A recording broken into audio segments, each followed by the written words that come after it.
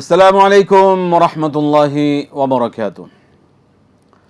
আলহামদুলিল্লাহি রাব্বিল আলামিন ওয়াস সালাতু ওয়াস সালামু আলা রাসূলিহিল কারীম ওয়া খাতামান নাবিয়্যিন ওয়া আলা আলিহি ওয়া সাহবিহি আজমাইন।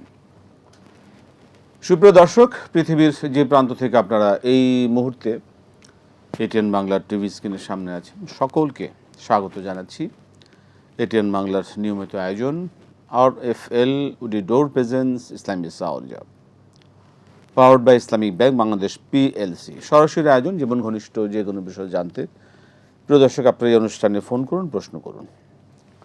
আমরা আপনাদের প্রশ্নের জবাব শুনবো ইনশাআল্লাহ কোরআন সুন্নাহর আলোকে, সহিহ সুন্নাহর ভিত্তিতে। আমি আছি আপনাদের সাথে AKM ফিরোজ। প্রিয় দর্শক, আপনাদের মূল্যবান প্রশ্নের জবাব দেওয়ার জন্য আমাদের স্টুডিওতে আজ উপস্থিত আছেন এটিএন বাংলা আমাদের সকলের প্রিয় মানুষ, প্রিয় মুখ, শেখুল আল্লাম শেখ ডক্টর শহীদুল ইসলাম বারাকাতি হাফিজাহুল্লাহ। আসসালামু আলাইকুম ওয়া রাহমাতুল্লাহি ওয়া বারাকাতুহু। ওয়ালাইকুম সালাম ওয়া রাহমাতুল্লাহি ওয়া বারাকাতুহু। শেখ মারহাবান বিকুম, হাইয়াকুম ওয়া ইয়াকুম, আহসানতুম, মাশাআল্লাহ, বারাকাল্লাহু ফিকুম। আমরা ইনশাআল্লাহ আপনার খেদমত নিব।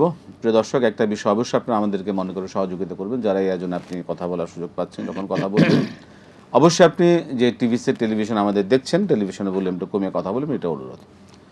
আমরা আর কথা বাড়াবো না, যাবো সরাসরি অনুষ্ঠানে। মোহতারাম, আমরা প্রশ্ন নিচ্ছি ইনশাআল্লাহ। বিসমিল্লাহ। জি দর্শক, কে আছেন বলুন, কি প্রশ্ন? আসসালামু আলাইকুম। জি আসসালামু আলাইকুম। আসসালামু আলাইকুম, কে আছেন? ওয়ালাইকুম আসসালাম ওয়া রাহমাতুল্লাহি ওয়া বারাকাতুহু। বলেন। জি বলবেন, কি প্রশ্ন বলেন। সুন্নি আর শিয়া অর্থ কি? সুন্নি কারা, শিয়া শিয়াদের পার্থক্য কি? আর একটা প্রশ্ন হলো, আমরা কি সব মুসলমানরা কি নবীর উম্মত, না সবাই নবীজির উম্মতকে বৌদ্ধ খ্রিস্টানরাও? আচ্ছা, প্রথম প্রশ্নটা কি বললেন? সুন্নি সুন্নি মানে কি? সুন্নি আর শিয়া, সুন্নি মানে কি আর শিয়া মানে কি, এবং পার্থক্য কি এটা? আচ্ছা, মুসলমানরাই কি শুধু নবীজির উম্মত কিনা? ঠিক আছে, অনেক ধন্যবাদ। আমরা আপনার প্রশ্নের জবাব শুনবো, মোহতারাম জবাব এক এক করে দিবেন ইনশাআল্লাহ। আমরা ইনশাআল্লাহ শুরু করতে পারি। ইন্নাল হামদুলিল্লাহি কুল্লা ওয়াস সালাতু ওয়াস সালামু আলা রাসূলিল্লাহ আল্লাযী লা নাবিয়্যা বা'দাহু ওয়া আলা আলিহি ওয়া সাহবিহি আম্মা বাদ। সুন্নাহ শব্দ থেকে সুন্নি, হানাফুন শব্দ থেকে হানাফি, শাফি ঠিক এরকমই। সুন্নাহ অর্থ হলো বিধান, তরিকা, রাস্তা। ওয়ালান তাজিদালে সুন্নাতিল্লাহি তাবদিলা, আল্লাহ পাকের বক্তব্য, আল্লাহ পাক তার রাস্তায় কোনো পরিবর্তন করেন না। রাসূলে কারীম সাল্লাল্লাহু আলাইহি ওয়াসাল্লামের কথা, কাজ, স্বীকৃতি, আমল, এগুলো হলো সুন্নাহ। আর এগুলো যারা মেনে চলে তাদেরকে বলা হয় সুন্নি। রাসূল সাল্লাল্লাহু আলাইহি ওয়াসাল্লামকে আমরা মেনে চলি, অতএব আমরাই সুন্নি। এখন কেউ এটারে বানাইছে আবার গরম সুন্নি। এখন কোনটা গরম কোনটা নরম সেই দিকে না যেয়ে রাসূলকে মানার বিষয়টাকে প্রাধান্য দিব, এবং যারা মেনে চলেন তারাই সুন্নি। এটা বিশেষ কোনো গোষ্ঠী দাবি করেন যে আমরাই সুন্নি, অমুকে সুন্নি নয়, এই দায় দাবির বিষয় নয়, আমলের বিষয়। শিয়াতুন শব্দের অর্থ হয়েছে সরে যাওয়া, দূরে থাকা, একটি দল। আসলেই শিয়া মানে হলো রাসূলে কারীম সাল্লাল্লাহু আলাইহি ওয়াসাল্লামের কিছু আদর্শ মানে আর কিছু বিষয়ে আলী রাদিয়াল্লাহু তাআলা আনহুকে প্রাধান্য দিয়ে একটি দল তৈরি হয়েছে, তারা হলো শিয়া। তাদের মধ্যে আবার অনেক ফিরকা আছে, 72টা আছে। জাফরিয়া, সাদেকিয়া, ইসনা আশারিয়া, ইমামিয়া, এরকম আছে। তো সেখানেও বেদাত আছে। আর আমাদের সুন্নিদের মধ্যেও কিছু বেদাতি আছে। যারাই বেদাতি হবে তারা পথভ্রষ্ট হবে। জি, আমরা পরবর্তী প্রশ্ন হচ্ছে, এখানে মানে আরেকটা অংশ রয়ে গেছে। রাসূলে কারীম সাল্লাল্লাহু আলাইহি ওয়াসাল্লামের উম্মত আমরা। হ্যাঁ, যারা রাসূল সাল্লাল্লাহু আলাইহি ওয়াসাল্লামের সুন্নাহকে মেনে চলেন তারা উম্মত, ঠিক আছেন। আর মেনে চলেন না তারা উম্মত না। যেমন মান গাসানা ফালাইসা মিন্না, যে বা যারা ধোকা দেয় সে আমার উম্মত নয়। এভাবে রাসূল সাল্লাল্লাহু আলাইহি ওয়াসাল্লাম বলছেন ওমান রাগিবা আন সুন্নতি ফালাইসা মিন্নি, যে বা যারা আমার সুন্নাতকে অবজ্ঞা করবে সে আমার উম্মত নয়। অতএব অবজ্ঞাকারী যারাই আছে, তারা কাফের হোক, মুশরিক হোক, অন্য যত সম্প্রদায় হোক না কেন, যারা রাসূলকে অবজ্ঞা করলো তারা রাসূলের উম্মত থেকে খারিজ হয়ে গেল, আর যারা মেনে চললো তারা উম্মত থাকলো। জি, আমরা আবারও যাব প্রশ্নে। দর্শককে আছেন, বলুন কি প্রশ্ন। আসসালামু আলাইকুম। জি হুজুর, আসসালামু আলাইকুম হুজুর। জি, ওয়ালাইকুম সালাম। মাসুম কুমিল্লা ধর্মপুর থেকে দুটি প্রশ্ন। প্রথম প্রশ্নটি পবিত্র কোরআন থেকে সূরা ফাতির আয়াত 24 অধ্যায় 35, সূরা ফাতির আয়াত 24। এমন কোন গোত্র বা জাতি নেই আমি সতর্ককারী পাঠাইনি, এমন কোন গোত্র বা জাতি নেই আমি সতর্ককারী পাঠাইনি। আমার প্রশ্ন, সতর্ককারী বলতে এই আয়াতটিকে কোরআন কি বলতেছে? সতর্ককারী সূরা ফাতির আয়াত 24। আর দ্বিতীয় প্রশ্নটি হলো, যারা মসজিদের টাকা এবং জুতা চুরি করে খায় তাদের শাস্তি কি ইসলামে? মসজিদের টাকা এবং জুতা চুরি করে খায় তাদের শাস্তি কি ইসলামে? আসসালামু আলাইকুম। ঠিক আছে, ওয়ালাইকুম আসসালাম। মোহতারাম বলবেন। এর আগে কোনো প্রশ্ন আছে? এর আগের প্রশ্ন নাই আর। সূরা ফাতির আচ্ছা, সতর্ককারী।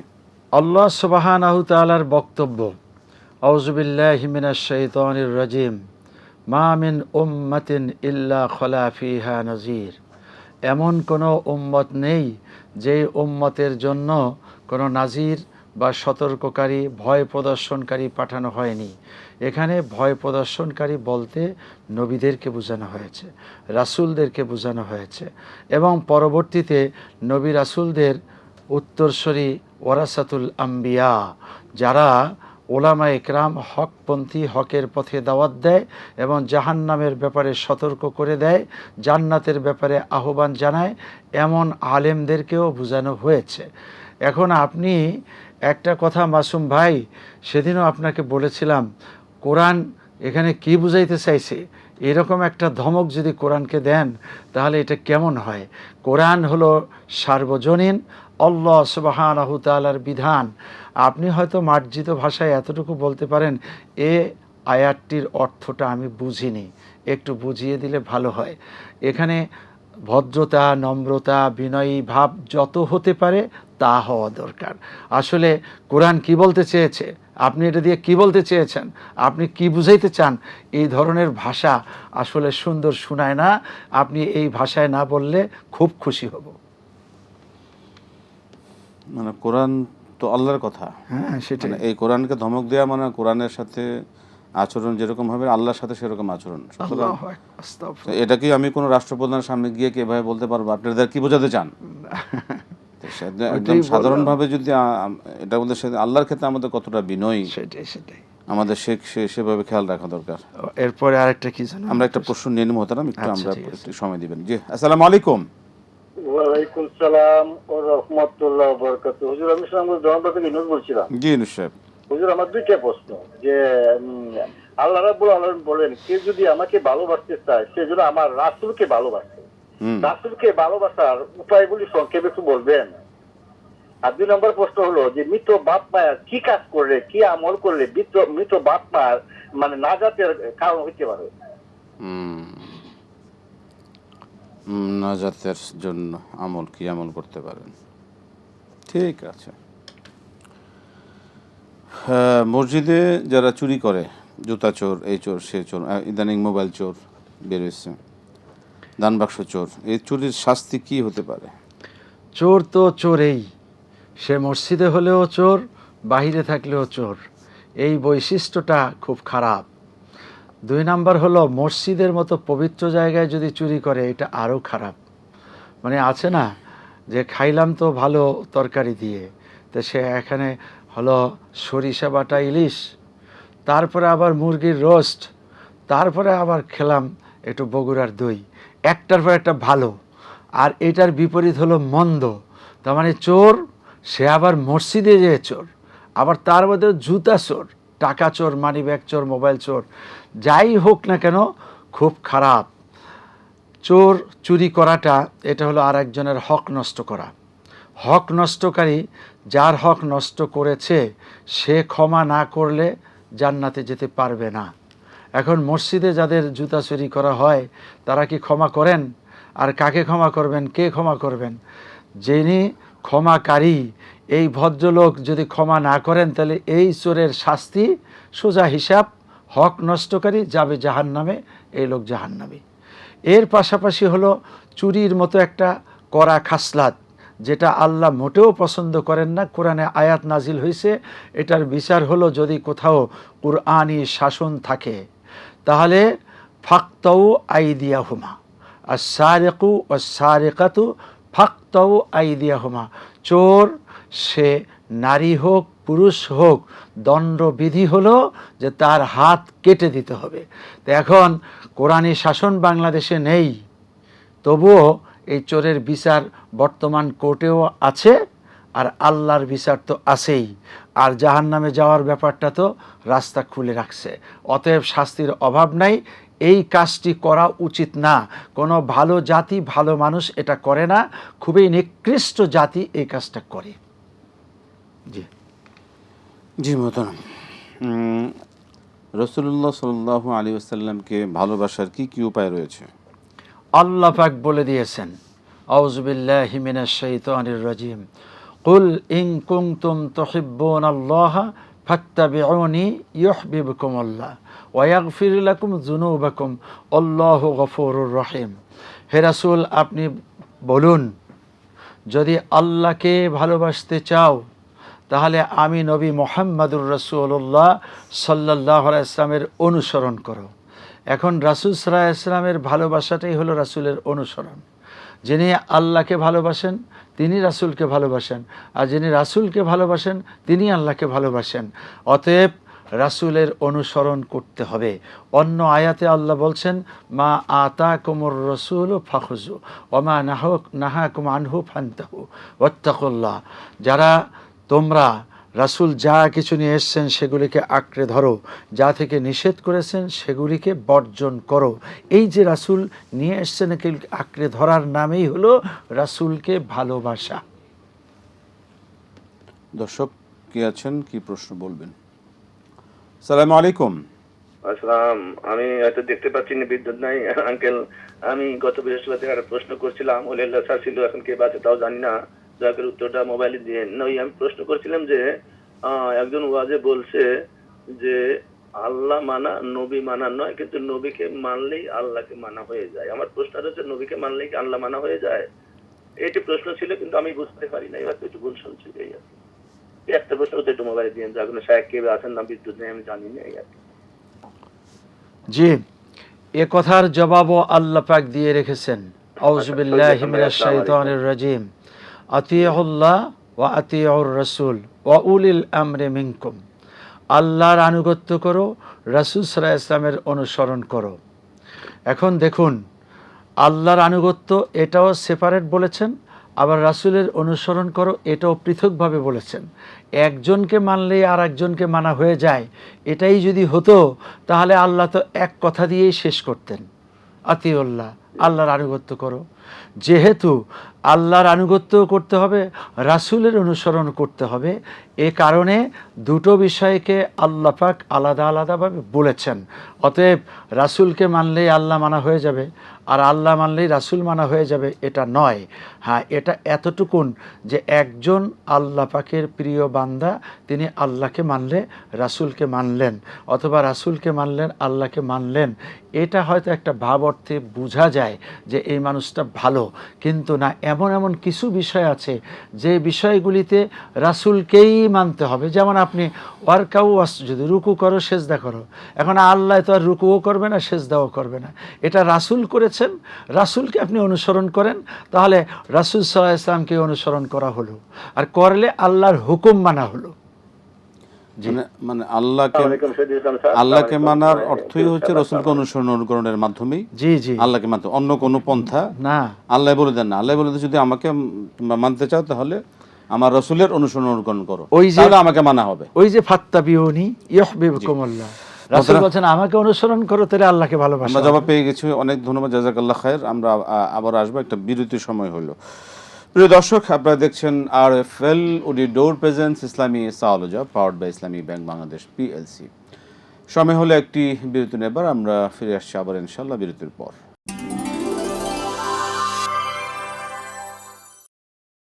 আসসালামু আলাইকুম রহমতুল্লাহি ওয়া বারাকাতুহু। প্রিয় দর্শক, ফিরে এলাম বিরতির পর। RFL woody door presence Islami সাওলজা powered by Islami bank Bangladesh PLC। সরাসরি আয়োজন, জীবন ঘনিষ্ঠ যে কোনো বিষয় জানতে আপনারা প্রশ্ন করুন, ফোন করুন। আমরা প্রশ্নে আবারও ফিরবো, দর্শক আছেন অপেক্ষা। জি দর্শক, বলবেন কি প্রশ্ন? সালাম আলাইকুম। ওয়ালাইকুম আসসালাম। জি বলুন, কি প্রশ্ন? আমি মোহাম্মদ শামসুল্লাহ নওগাঁ থেকে বলছি। জি জি। মনে করুন জোহরের 2-4 রাকাত নামাজ আমি ইমামের পিছনে 2 রাকাত পাইলাম। পরে 2 রাকাত যখন আমি একাকি করব, তখন কি ওই যে সূরা ফাতিহার পর কি অন্য সূরা মিলে পড়তে হবে? আর আমি যখন ইমামের পিছনে 2 রাকাত নামাজ পড়লাম, ওটা কি আমার প্রথম 2 রাকাত নামাজ না? ঠিক আছে, এটা একটু বললেন। আচ্ছা ঠিক আছে। মৃত বাবা মার জন্য, তাদের নাজাতের জন্য কি আমল করতে পারি?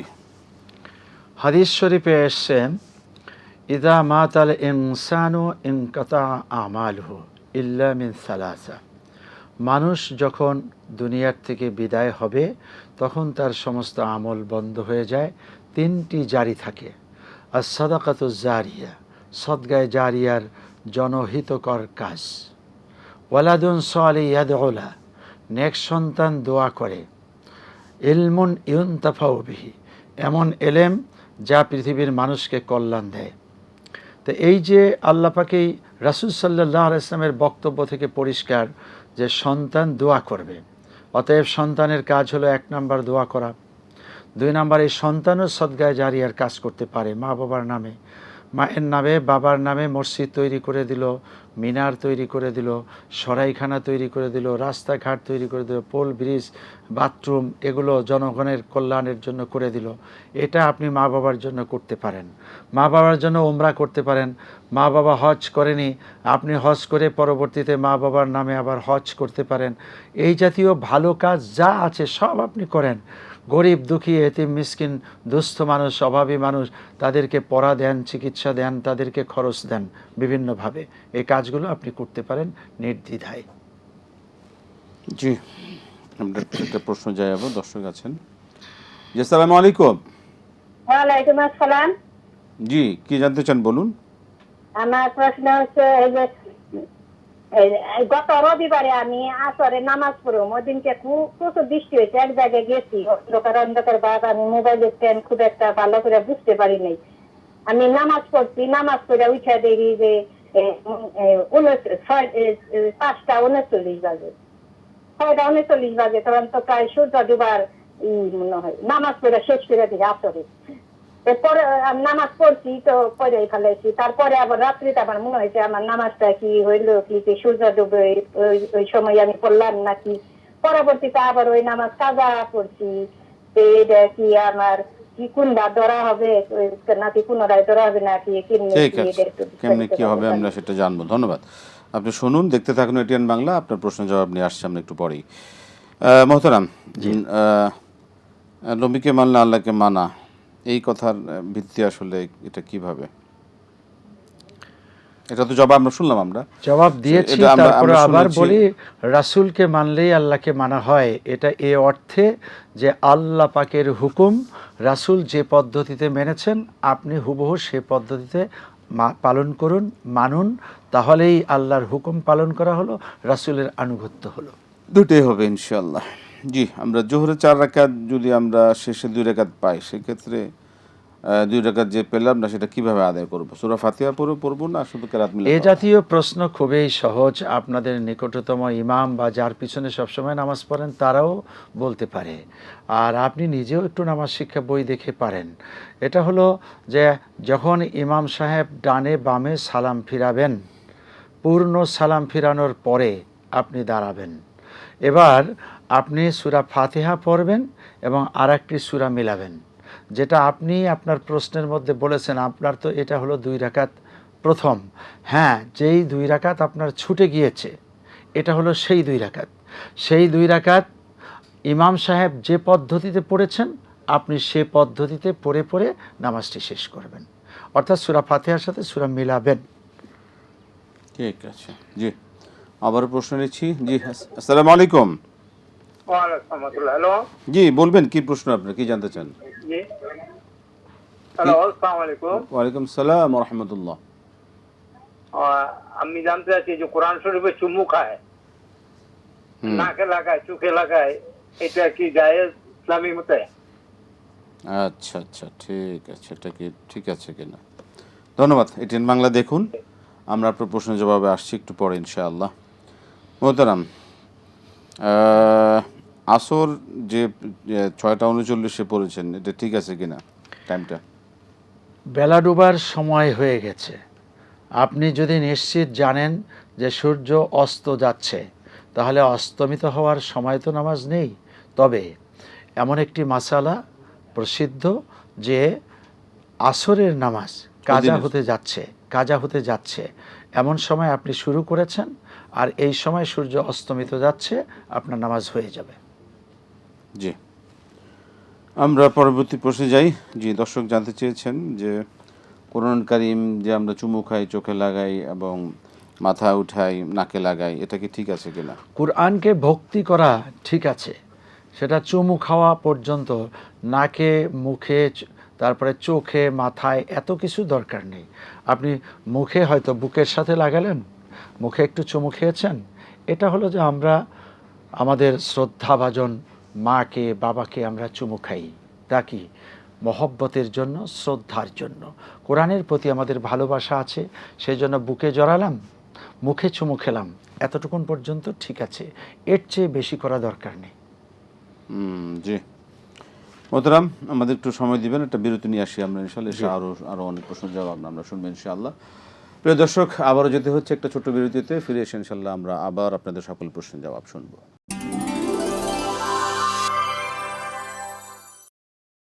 আসসালামু আলাইকুম রহমতুল্লাহি ওয়া বারাকাতুহু। প্রিয় দর্শক, ফিরে এলাম বিরতির পর। RFL Ledo door presents Islami সাওলজা, powered by Islami bank Bangladesh PLC, সরাসরি আয়োজন। জীবন ঘনিষ্ঠ যে কোনো বিষয় জানতে আপনারা প্রশ্ন করুন, ফোন করুন। দর্শক, যে বিষয়গুলো জানার জন্য সবসময় আমাদেরকে ফোন করেন, যেটা হচ্ছে যে মোহতারাম, এই যে নখ কাটার জন্য কোনো সুনির্দিষ্ট টাইম, বা অনেকে বলেন যে না, রাতের নখ কাটা ঠিক না, আসলে এই বিষয়কে সুন্নাহ দ্বারা কোনো বিধিনিষেধ আছে কিনা? মোহতারাম, আমরা আপনার একজন দর্শক আছেন, একটু প্রশ্নটা নিয়ে নিই। জি, আসসালামু আলাইকুম দর্শক, বলুন কি প্রশ্ন?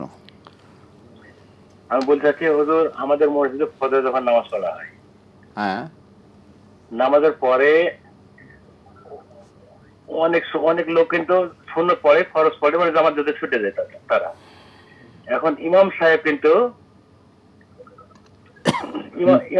ওই নামাজের পরে জোরে জোরে ওই সূরা হাসর ক্লাস শেষের দিকে আয়াত পড়ে, এবং ওই মুসল্লি কিন্তু সব জোরে জোরে পড়ে। পড়াটা কি, পড়া সব সম্পর্কে একটু জানাবেন অবশ্যই, পড়া যাবে কিনা? ঠিক আছে, ঠিক আছে, ঠিক আছে, ধন্যবাদ, ধন্যবাদ। আসসালামু আলাইকুম। ওয়ালাইকুম আসসালাম। জি মোহতারাম, আমরা প্রশ্নটা শুনি, জবাবটা। গাছই লাগাইলাম না ফল, তো এখন সূরা হাসরের ওই সময় তেলাওয়াতের কোনো বিধানই নেই, আবার সোয়াব কেমনে জানবেন আপনি? যেটার তেলাওয়াতের বিধানটা ওখানে নেই, সেটার সোয়াবের প্রশ্নই আসে না। তবু আপনি প্রশ্ন করেছেন, অন্যান্য সময়ে সূরা হাসরের আয়াত তেলাওয়াত করলে কোরআন তেলাওয়াতে যেমন অক্ষরে অক্ষরে অনেক নেকি আছে, তা পাওয়া যাবে। কিন্তু যে ইমাম সাহেব মুসল্লিদেরকে নিয়ে এই কাজটা করেন, তিনি একটা অন্যায় কাজ করেন। তার উচিত রাসূলের সুন্নাহগুলিকে পালন করা। সালাম ফিরানোর সাথে সাথে 3 বার ইস্তেগফার, একবার আল্লাহুম্মা আনতাস সালাম, একবার আশহাদু আল্লা ইলাহা ইল্লাল্লাহ, 33 বার সুবহানাল্লাহ, 33 বার আলহামদুলিল্লাহ, 33 বার আল্লাহু আকবার, এরপরে আশহাদু আল্লা ইলাহা ইল্লাল্লাহ, আয়াতুল কুরসি, সূরা ইখলাস, সূরা ফাতিহা, এসব পড়বেন। এগুলো রাসূল পড়েছেন, সাহাবা ইকরাম পড়েছেন। এখন রাসূলকে বাদ দিয়া কোন ফতুয়ার বলে আপনারা সূরা হাসরকে আমল বানালেন? এটা জোর জবরদস্তির একটা ফতুয়া। আর এটার জন্য আপনারা বানাইছেন কি, যে পড়লে পরে 90,000 ফেরেশতা সারাদিন পাহারা দিবে। রাসূলের সুন্নাত বাদ দিলে কি হবে? অতএব এই জাতীয় কথাও বলবেন না, আর এই আমলটি করবেন না। আর আপনার আমলের কারণে অন্য মুসল্লিদের ওজিফা বা যেটা সহি আমল সেটা নষ্ট হচ্ছে। অতএব এটা উচিত নয়। আর যদি একান্ত পড়েন তাহলে এই সব সুন্নাহ আমল করে কোরআন তেলাওয়াত করুন এবং সূরা কাহাফ পড়ুন, আয়াতুল কুরসি বেশি করে পড়ুন। ঠিক আছে। জি মোহতারাম, ওনারা যে এটা বলেন যে 90,000 ফেরেশতার পক্ষ থেকে যে এই যে সারাদিন তাদের জন্য আপনার দোয়া করবেন, এটার রেফারেন্সটা তারা কোথা থেকে দেন? আসলে জয়ীব কিছু কথাবার্তা আছে, হ্যাঁ, কোনো শক্তিশালী হাদিস এর সপক্ষে আমরা পাইনি। জি দর্শক, আমরা সরাসরি আয়োজনে আছি। জীবন ঘনিষ্ঠ যে কোনো বিষয় জানতে আপনারা প্রশ্ন করুন, ফোন করুন, আমরা শুনবো আপনাদের প্রশ্নের জবাব। মোহতারাম, যে বিষয়টা আমরা একটু আগে আপনার কাছে জানতে চেয়েছিলাম, যে নখ কাটার জন্য অনেকে নখ বড় রাখেন, বিশেষ করে আমাদের মা বোনেরা অনেকে স্টাইলিশ হিসেবে তারা নেইলকে বড় করেন, এটাকে অনেক তারা সৌন্দর্য মনে করেন। আসলে এটা একটা বিষয়, এটা আসলে আমাদের কতটুকু সুন্নাহসম্মত থাকা প্রয়োজন, করণীয়। আরেকটা হচ্ছে যে অনেকে নখ কাটা নিয়ে বিভিন্ন সময়কে একটা নির্ধারণ মনে করে, যে না রাতের নখ কাটা সমস্যা। এই বিষয়ে আসলে কোরআন সুন্নাহর ব্যাখ্যাটা কি হতে পারে? সুন্নাহ হলো রাসূল সাল্লাল্লাহু আলাইহি ওয়াসাল্লাম সপ্তাহে একদিন নখ কাটতেন এবং বিশেষ বিশেষ জায়গার লোমগুলিকে সাফ করতেন। এটা মানুষের প্রাকৃতিক একটি শরীরের অঙ্গ আল্লাহ দিয়েছেন, কিন্তু এই প্রাকৃতিক অঙ্গ বা প্রাকৃতিক অংশ এটা আবার কেটে ফেলাটা হলো সুন্নাহ। এবার কয়েকটা কথা আপনি যেটা বলছেন তার ভিতরে 2-3টা প্রশ্ন। এক নাম্বার হলো কোন দিন? রাসূল সাধারণত বৃহস্পতিবারে এগুলো কাটতেন, যেহেতু জুমাবার আসতেছে, জুমাবারে তিনি পরিষ্কার পরিচ্ছন্ন থাকতেন। তাহলে দিনটা আমরা পেলাম। 2 নাম্বার হলো কতটুকু? এটা আমাদের আঙ্গুলের যে আল্লাহ প্রদত্ত চামড়া আছে, মাংস আছে, এটা থেকে যে অংশটা বেড়ে যাচ্ছে এটা কেটে দিতে হবে। যেই অংশটা থাকলে তার ভিতরে ময়লা আবর্জনা থাকতে পারে, এই অংশটা ফেলে দেওয়া, এটা একদিক থেকে সুন্নাহ আর অন্য দিক থেকে হলো স্বাস্থ্যগত বিষয়। মানে হলো এখানে ময়লা আবর্জনা থাকলে আপনার খাবারের সাথে এই ময়লা পেটে পীড়া হতে পারে, আপনার বড় ধরনের রোগ হতে পারে। অতএব স্বাস্থ্যগত কারণেও কাটতে হবে। এবার হলো স্টাইল। অনেক বড় সড়ো করে নখ রেখে, চুল রেখে স্টাইল করে, হ্যাঁ, দাড়ি রাখে না কিন্তু মোষ এমন যে তার মুখ খুঁজে পাওয়া যায় না, নাউজুবিল্লাহ। এটা ঠিক নয়। স্টাইল আল্লাহর জন্য করুন, যা পারুন সেটা ছোট করে রাখা, একেবারে চামড়া সমান কেটে রাখা, এটাই হলো বড় স্টাইল। এর বাহিরে যারা বড় করে 1টা আঙ্গুলের অথবা 5টা আঙ্গুলের বেশি করে রাখলো, তারা হায়ান জানোয়ারেরই অনুসরণ করলো। মান তাশাব্বাহা বিকওমিন ফাহুয়া মিনহুম। যারা অন্য জাতির অনুসরণ করে সে ওই জাতির অন্তর্ভুক্ত হয়ে যায়। গরু, ছাগল, ভেড়া, দুম্বা অথবা এই যে বানর, তারা নখ কাটে না, একটা মানুষও যদি সেটা করলো তাহলে তাদের অন্তর্ভুক্ত হয়ে গেল। অথবা অন্য জাতি, অন্য ধর্মের লোকেরা, তারা নখ কাটে না, আপনি মুসলিম হয়ে সেটা করতে পারেন না। এটা ইব্রাহিম আলাইহিস সালামের সুন্নাহ, এটা মুহাম্মদুর রাসূলুল্লাহ সাল্লাল্লাহু আলাইহি ওয়াসাল্লামের সুন্নাহ পরিপন্থী কাজ করছেন। আর এই কথাই রাসূলের ওই জায়গায়, ওমান রাগিবান সুন্নতি ফালাইসা মিন্নি, যারা আমার সুন্নাতকে অবজ্ঞা করবে সে আমার উম্মত নয়। আপনি উম্মত থেকে খারিজ হতে চান তাহলে এটা করুন।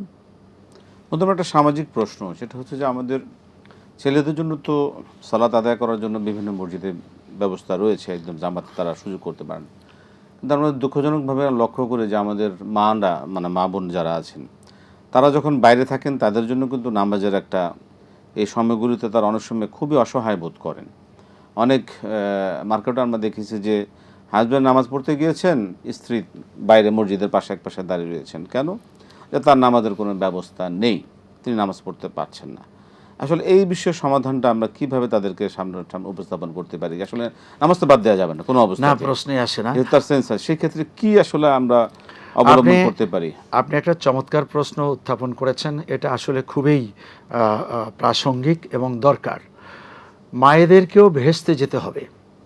আমাদের যেমন নামাজ ফরজ, তাদের জন্য ফরজ। আমাদের জন্য ইলিম ফরজ, তাদের জন্য ফরজ। এখন তার নামাজের ব্যবস্থা নেই, অজুর ব্যবস্থা নেই, এই জন্য তিনি পড়তেই পারলেন না। এটা একটা সুখবর আছে যে আস্তে আস্তে কিছু হচ্ছে। অনেক মসজিদে এখন আলহামদুলিল্লাহ মসজিদটা নির্মাণের সময় মহিলা মসজিদ তৈরি করেন, এটা আছে কিছু। আর কিছু আছে যে পার্টিশন দিয়ে মহিলাদের ব্যবস্থা আছে। কিছু মসজিদে আছে যে মহিলাদের জন্য অজুর ব্যবস্থাও আছে। আমি যেখানে জুমা পড়াই সেখানে আছে। ঠিক এটা হচ্ছে, তবে এটা আরও ব্যাপক হারে হওয়া উচিত। মক্কা শরীফে আছে, মদিনা শরীফে আছে, তাহলে সারা দুনিয়াতে থাকবে না কেন? থাকা উচিত। রাসূলের সময়ও ছিল মায়েদের জন্য, বোনদের জন্য। হ্যাঁ, এরপরে দেখা গেল মার্কেটগুলিতে এই অসহায় অবস্থাটা বেশি থাকে। মার্কেটগুলিতে আমি কোথাও কোথাও দেখেছি, কোথাও জায়গায়, সব জায়গায় যদি থাকে তাহলে খুবই ভালো। দেশের বাহিরেও দেখেছি, খ্রিস্টানদের দেশেও দেখেছি যে মহিলাদের জন্য পার্টিশন দিয়ে আলাদা অজু, আলাদা নামাজের একটা ব্যবস্থা করেছে। একটু যদি সময় দেন, একটা প্রশ্ন দর্শক অপেক্ষা আছে অনেক যাবো। জি আসসালাম, দুঃখিত। জি মোহতারাম বলছিলেন, তাহলে আমরা ব্যাপারে ব্যক্তিগতভাবে, আমরা তো প্রাতিষ্ঠানিকভাবে দেখলাম, রাষ্ট্রীয়ভাবে বা এলাকা ভিত্তিক অনেক মসজিদের ব্যবস্থা থাকে, অনেক মার্কেটও মহিলাদের ব্যবস্থা থাকে, কিছু কিছু হচ্ছে, অনেক জায়গায় এখনও হয়নি। সেক্ষেত্রে ব্যক্তিগতভাবে একজন মুসল্লি নামাজটা যেন নষ্ট না হয়, তার কি প্রস্তুতি নিতে পারেন বা রাখতে পারেন, যার মধ্যে যেখানে হোক আমি নামাজটা আদায় করে আমি করতে পারি? এইটা ওই মায়ের, ওই বোনের আগের থেকে সিদ্ধান্ত থাকবে যে আমি যেভাবেই হোক না কেন নামাজ ছেড়ে দিব না। আর সিদ্ধান্ত যদি আপনার থাকে তাহলে ব্যবস্থাও আল্লাহ করে দিবেন। আপনার অজু নেই, এই অজুর ব্যবস্থাও আছে। আবার আপনার নামাজ পড়া, সেটাও দেখবেন একটা ব্যবস্থা আপনি পেয়ে যাবেন। আপনার সিদ্ধান্তে যদি গন্ডগোল থাকে, আরে এখানে অজু করার ব্যবস্থা নেই, নামাজের, তাহলে আপনি পাবেন না, আপনার নামাজটা হবে না। আর এই ধরনের আলসেমি করে নামাজ ছেড়ে দেওয়ার কোনো উপায় নেই। ঠিক এই একইভাবে আমাদের অনেক অফিসেও অনেক যারা কর্পোরেট আছেন বা বিভিন্ন জায়গায় কর্মরত আছেন, তারা অনেক সময় বলেন যে না, অফিসে আসলে চাপ থাকে, আমি নামাজ পড়তে পারি না, এই করি না, সেই করি না। সেই ক্ষেত্রে আসলে আমাদেরকে এই জাতীয় কোনো সুযোগ দিয়ে কি নামাজ বাদ দেওয়ার কোনো সুযোগ? অফিসগুলিতে ওই ব্যবস্থা আছে। আপনারা যারা বলতেছেন আপনি খামাখাই নামাজ না পড়ার অজুহাত দেখাচ্ছেন, নামাজ পড়তে চাইলে আপনার জন্য ব্যবস্থা আছেই। যত বাধাই থাকুক না কেন আপনি পড়তে পারবেন। আপনি দরকার হলে রাস্তার মধ্যে পড়বেন। আপনার শরীর তো হেজাব করা আছে, ওই হেজাব নিয়ে আপনি যেখানে পারেন সেখানেই পড়বেন। একটু আড়াল করলে কোথাও দাঁড়িয়ে যাবেন। মোহতারাম, আমরা আজকের সময় আমাদের হচ্ছে না। আলহামদুলিল্লাহ অনেকগুলো বিষয় অবগত হলাম। আপনাকে অসংখ্য ধন্যবাদ। জাযাকাল্লাহ খায়রান। শুকরান, জাযাকুমুল্লাহ, হাইয়াকুমুল্লাহ। প্রিয় দর্শক, শুনলেন যে আসলে নামাজ একটি ফরজ এবং সবচেয়ে বড় ইবাদত, একজন মুসলমানের সবচেয়ে বড় আইডেন্টিটি। সুতরাং এটাকে কোনো অবস্থায় আমাদেরকে বাদ দেওয়ার কোনো সুযোগ নেই। যে যতক্ষণ আমার সেন্স, আমাদের জ্ঞান আছে, আমাকে নামাজ আদায় করতে হবে, সেটা অবশ্যই ওয়াক্ত মতো, সময় মতো। আল্লাহ পাক আমাদেরকে সকলকে এই ফরজ সালাতকে সঠিকভাবে, সঠিক সময়ে আদায় করার তৌফিক, সুযোগ, আমাদের শক্তি, সামর্থ্য দান করুন। আজকে শেষ করছি, বিদায় নিচ্ছি। আসসালামু আলাইকুম ওয়া রাহমাতুল্লাহি ওয়া বারাকাতুহু।